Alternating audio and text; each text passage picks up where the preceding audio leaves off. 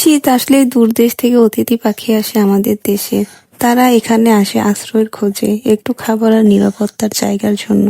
অথচ আমরা তাদের মারি ধরতে যাই। ভাবুন তো, অতিথি যদি আপনাদের ঘরে আসে আর আপনি যদি তাদের কষ্ট দেন, তাহলে তাদের কেমন লাগবে? পাখিরাও আল্লাহর সৃষ্টি, ওদেরকে বাঁচতে দিন। রাসূল সাল্লাল্লাহু আলাইহি ওয়াসাল্লাম বলেছেন, যে ব্যক্তি অন্যায়ভাবে একটি পাখিকে হত্যা করে, কিয়ামতের দিন সেই পাখি আল্লাহর কাছে অভিযোগ করবে।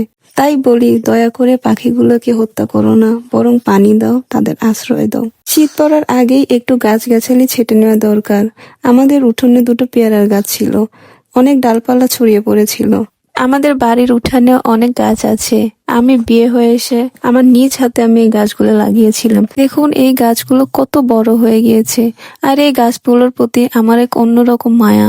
তাই আমি প্রতিনিয়ত এই গাছগুলোর যত্ন নিয়ে থাকি। এই ভিডিওতে যে পাখিগুলো আমি আপনাদের দেখিয়েছি, আসলে এই পাখিগুলো আমি খাই নাই। ছোট ছোট বাচ্চাদের আবদার পূরণে এই পাখিগুলো আমি বেছে দিয়েছিলাম। আসলে অতিথি পাখি আমাদের রাষ্ট্রীয় সম্পদ। এদের হত্যা করা থেকে আপনারা সবাই দূরে থাকবেন।